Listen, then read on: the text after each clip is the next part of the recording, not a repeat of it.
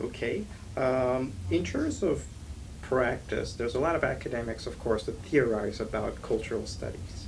What's the link between the theorization of cultural studies and the practice? Well, for people that are radicals, that are progressives in some way, it shouldn't be enough simply to analyze, to criticize popular culture. That's an important part of the tasks of developing alternatives to the current society, showing what's wrong with the society, and developing alternatives, which can be intellectual, that can be sort of utopian blueprints for an alternative society. But then the question comes how to realize these alternatives. What kind of politics do we need to engage in to change society? And here I think that people that are studying and criticizing popular culture should be aware, one, of the power of culture in society, the force, the impact that culture has on individuals, and thus the importance of developing a cultural politics.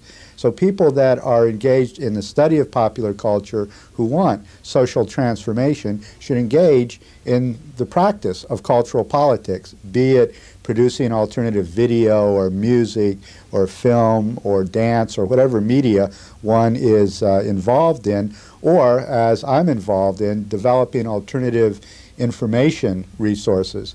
I've been involved for about 11 years in Austin, Texas, in producing a weekly public affairs television program called Alternative Views, where we literally try to have people on that will articulate the views that are excluded from the mainstream media in the United States, be they representatives from the third world countries like Nicaragua or Cuba or El Salvador, people in the liberation movement, be they feminists, anti-nuclear advocates like Helen Caldicott, the American atheist theorist Madeleine Murray O'Hair, be they blacks, Chicanos, gays, Native Americans.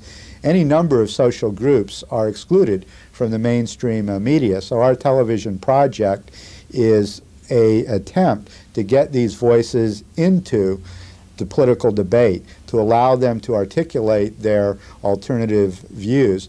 And I think the left needs to see the importance of providing alternative information, taking advantage of the new technologies as well as the print media that most of us initially have worked in.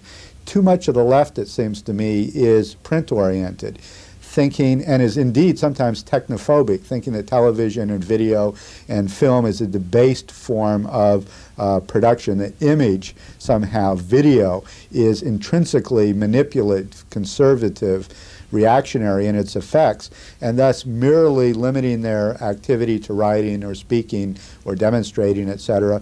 Whereas if it's the case that most of the people get their views of the world, their information from the television, then it seems obvious that the left should intervene in the media that people are most involved with and present alternatives, to have left interventions, feminist interventions in the dominant media in a society, to develop a left cultural politics and a left media politics. This has been the theoretical and practical agenda that I've been working with for 10 or 15 years now.